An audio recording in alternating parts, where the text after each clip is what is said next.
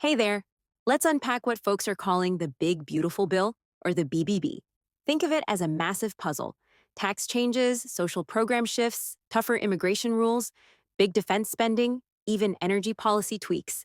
Launched mid 2025, it cleared Congress by the skin of its teeth. Votes were tight and tempers were high. People on one side cheer that it gives working families steady tax breaks, boosts the economy, and tightens our borders. Others worry it tilts the scales, favoring the wealthy and corporations, trimming healthcare and aid, and bumping up national debt. Here's the deal: the BBB isn't just one thing, it's four major moves all at once. First, it locks in tax cuts. Second, it reshapes Medicaid and food assistance.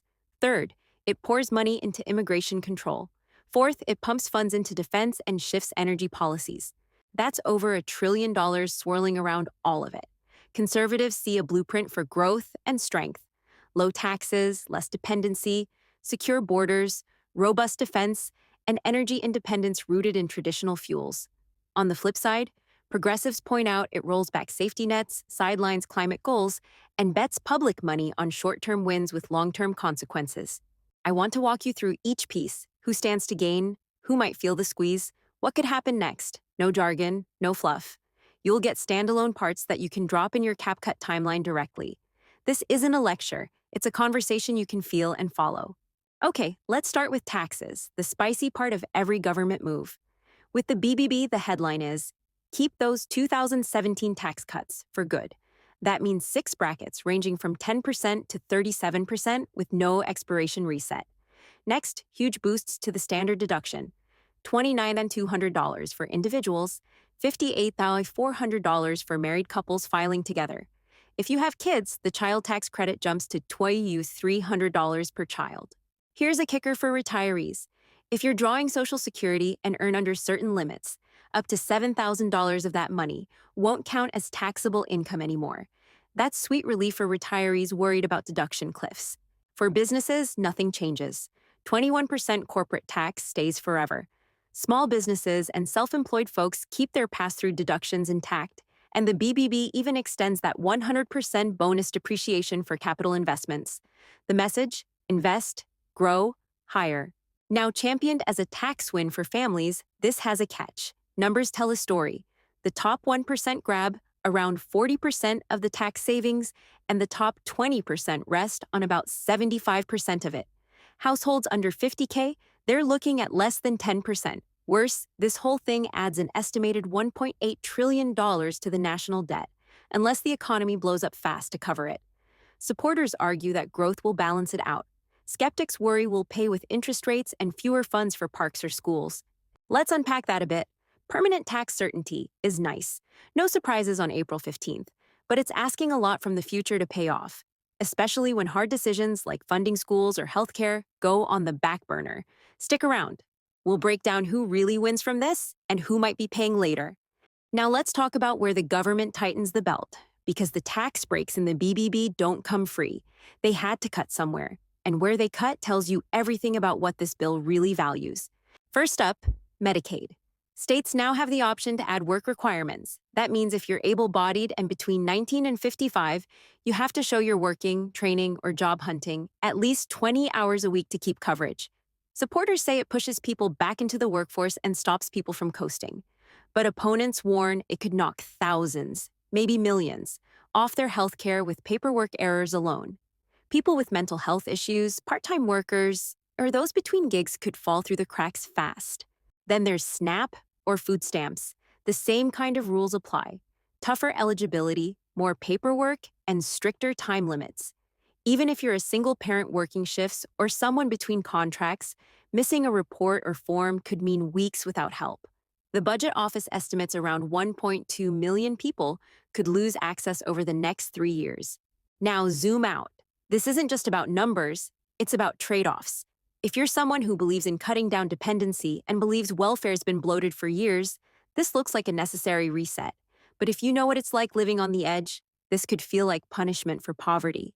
Also cut: federal housing vouchers, block grants to states for childcare, and student loan forgiveness programs, all trimmed down or put on pause.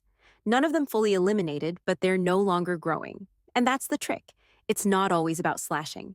Sometimes, not increasing spending counts as a cut, too. Here's the big takeaway. This part of the bill sends a clear signal.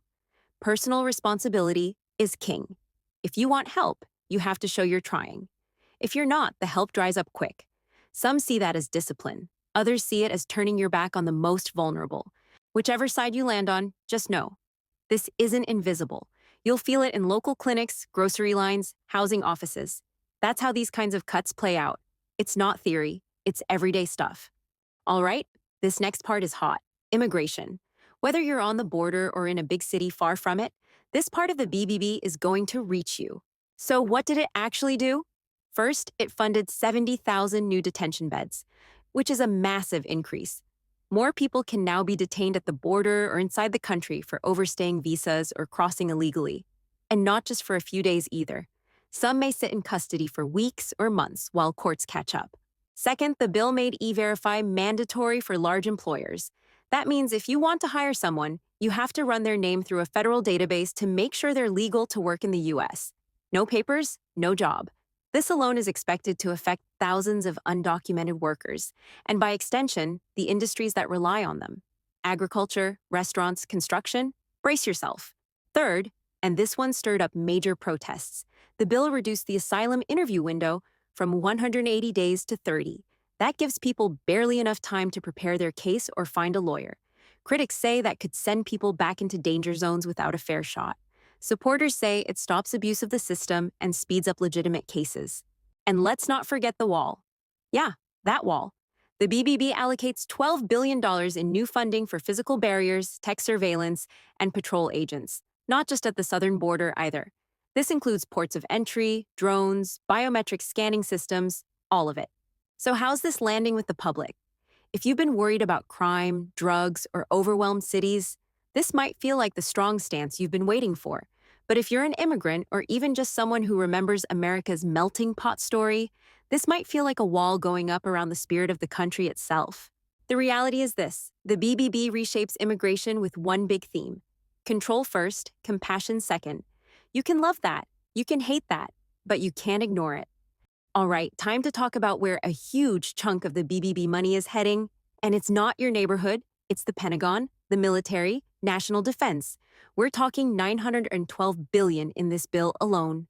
Now, if you're someone who believes America's been looking soft on the world stage, this probably hits like a comeback album.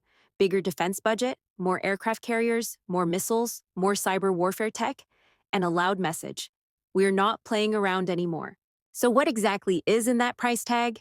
Let's break it down. First, there's $86 billion in new spending to modernize nuclear weapons.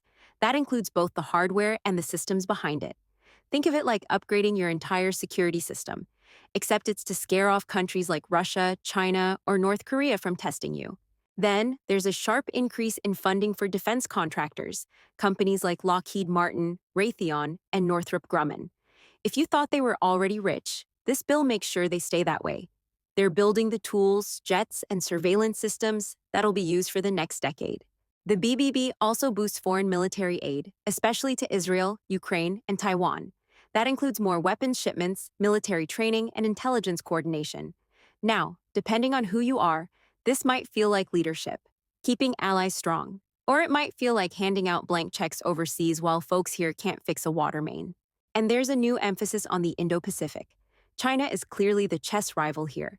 The bill sets aside billions to fund anti-naval tech, island defenses, and alliances like AUKUS. That's the US, UK, and Australia teaming up to keep China in check. Critics are loud here too. They're saying, why spend close to $1 trillion on defense when healthcare's cracked, education's underfunded, and rent's unpayable? Others argue you can't help anyone if your nation is weak and exposed. That peace comes through strength, not softness. So here's the real talk. This part of the bill is a bet on power, not compromise, not diplomacy, just raw power. And that means big wins for defense companies, big statements abroad. But it also means less room in the budget for just about everything else. Let's not forget the parts that hit closer to home. Literally, schools, rent, and the internet. They may not grab headlines like war or immigration, but they're the day-to-day stuff that shapes lives the most. And in this bill, they're getting some mixed treatment. Let's start with education. The biggest headline here is what's missing: Student loan forgiveness. The previous administration made big promises on canceling student debt. This bill doesn't kill that completely, but it definitely slams the brakes.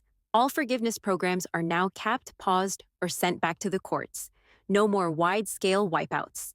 Instead, the BBB shifts focus. It boosts funding for vocational training and apprenticeships, especially in trade jobs like welding, coding, HVAC, plumbing, and diesel mechanics.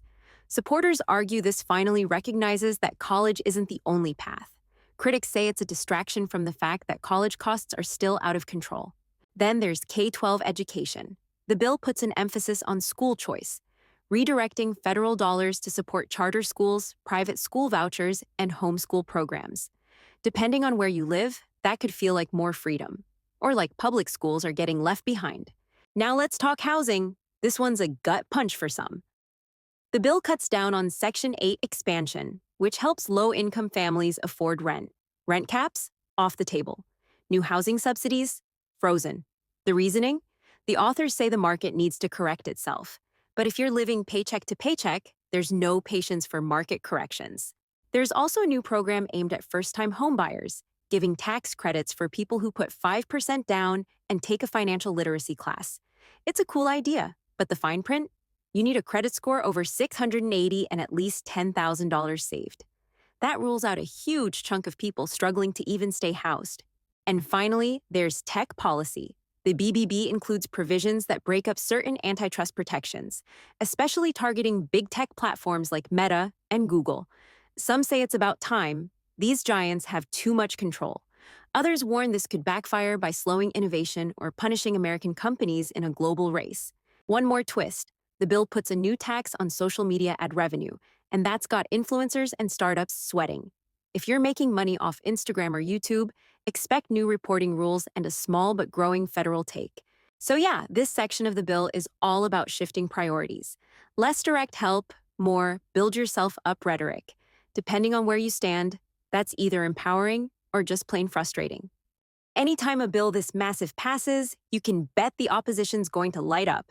And the Democratic response to the BBB? It's loud, layered, and already building into a strategy for the next election cycle. First, let's look inside Congress. A group of progressive Democrats called the New Deal Caucus is already drafting a counterbill, something they're calling the American Stability Act. It's designed to undo the welfare restrictions and restore climate funding. It probably won't pass while the GOP holds the House, but they're putting it forward to frame the next campaign. Moderate Democrats, meanwhile, are trying to flip the script. They're not attacking the whole bill, just certain sections. Senators in swing states are saying, we support border security, but not at the cost of health care. That's a political survival move more than a policy one, but it matters for shaping the national mood. Then you've got the activist crowd. Protesters are already hitting the streets in DC, New York, and LA. Over 30 advocacy groups, including labor unions, student coalitions, and immigration rights orgs, are calling the bill a betrayal of working families. Social media's on fire. Big Beautiful Bust is trending on TikTok, Instagram, and Threads. It's not just politicians talking. It's young people, single moms, veterans, and people who feel left behind. Meanwhile, the media split is sharp. Right-leaning outlets are praising the bill as common sense budgeting, calling it a reset on years of overspending. Left-leaning outlets are running headlines like Trump's bill guts safety net while fueling defense giants. The language is polarizing, and that's by design. The narrative war is part of the real war now. What's next? Lawsuits. Civil rights groups are prepping cases against the new voting ID requirements buried in a late amendment. Others are coming after the Medicaid changes, calling them unconstitutional. This isn't just about opinions anymore, it's heading to the courts. So here's the takeaway. The battle over the big beautiful bill didn't end when it passed. It just shifted into a new phase, one that's playing out in the streets, on the news, in the courtroom, and at your kitchen table. Whether you love it, hate it, or aren't sure what to think, this fight is far from over. You're probably asking the realest question. What does this actually mean for me? And the answer? It depends on who you are, where you live, and how you make your money. Let's start with people on government assistance. SNAP, Medicaid, Section 8. If you're getting help, the rules are about to get tighter. You may need to prove you're working, applying for jobs, or enrolled in workforce programs. Some folks will lose benefits if they can't keep up with the paperwork. Others might get denied for things they've been receiving for years. If you're middle class or self employed, there's a mix of hits and help. Health insurance premiums might go up depending on your state. If you drive a gas powered car or heat your home with oil, your monthly costs might actually drop in the short term. But don't expect green energy incentives to help you anymore. For business owners and side hustlers, it's complicated. The BBB lowers some taxes on small businesses, but increases scrutiny. If you're making money through Cash App, Venmo, Etsy, OnlyFans, or even sneaker reselling, expect the IRS to start paying closer attention. There are new digital reporting rules, and if you make over $600 in a year through one platform, that data is now reported to the feds. Parents, child tax credits got adjusted. More income means less credit. If you're under a certain threshold, you might qualify for a bonus. But overall, that monthly child check program from the COVID days, gone, school lunches, less funding, free programs, being phased out unless your state fills the gap. Renters and buyers, this is where it hits hard. No more rent caps, less Section 8 expansion. Housing prices might stabilize in some cities, but if you were hoping for help to get a home, this bill doesn't have your back like that. That $10,000 down payment incentive might sound good, but let's be honest. Most people don't have that lying around. Young people, student loans are still there, no forgiveness in sight. Vocational school gets more attention, sure. But the degree you already owe for, you're still paying that off. And if you're in the creator economy, there's now a microtax on digital ad revenue and brand partnerships. It starts small, but it's there now. So what's the big picture? This bill doesn't crush opportunity, but it shifts the burden. It moves the pressure back onto individuals, families, and small businesses to figure it out without depending too much on the system. If you've already got resources, it might feel like a breath of fresh air. But if you're struggling or just breaking even, this could feel like the system just pulled the ladder up a few rungs. It's a bill that rewards stability and punishes unpredictability. Whether that's smart governance or cold politics, that depends on who you ask. But make no mistake, the next year is going to test whether this shift helps people rise or just makes it harder to survive. So now that it's passed, here's the question everyone's asking behind closed doors. What happens next? First, understand this.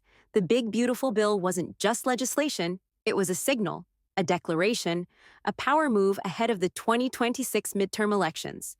Trump's camp is already calling it the comeback blueprint, a way to reshape government spending, build America First momentum, and mobilize voters who feel like the old system left them behind. But here's where it gets real tricky. The BBB is already being weaponized by both sides.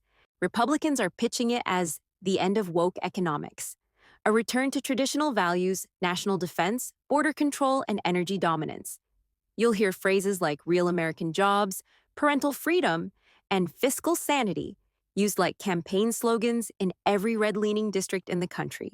Meanwhile, Democrats are gearing up for a full-on counterattack. The messaging is already focused on what's been taken away: student loan relief, housing support, green energy funding, and social safety nets. Expect phrases like corporate giveaway, backdoor tax hike, and war on the working class to dominate the blue media ecosystem. And if you're an independent voter or non-voter, you're going to be bombarded with ads, influencers, and campaigns trying to spin this thing into either a miracle or a mess. TikTok, Instagram, podcasts, YouTube, radio, billboard trucks, everyone's going to be telling you what this bill really means. But here's the truth. This bill reshapes the middle. It's not far right, but it's not center left either. It challenges both parties. It creates a world where you have to rely more on yourself, your hustle, your network, your adaptability. That's empowering for some, terrifying for others. Policy-wise, expect some serious follow-ups. States are now scrambling to adjust their own budgets because of what the feds changed. Health insurance markets will shift. Energy companies will start new lobbying cycles. Civil rights lawsuits are already getting filed. And local school boards? They'll be ground zero for fights over curriculum, funding, and control. 2026 is shaping up to be a defining election, not just on party lines, but on how people see the future of responsibility in America. Should the system support you more or expect you to do more on your own? So here's your real job now. Pay attention, learn what changed, adapt, vote smart.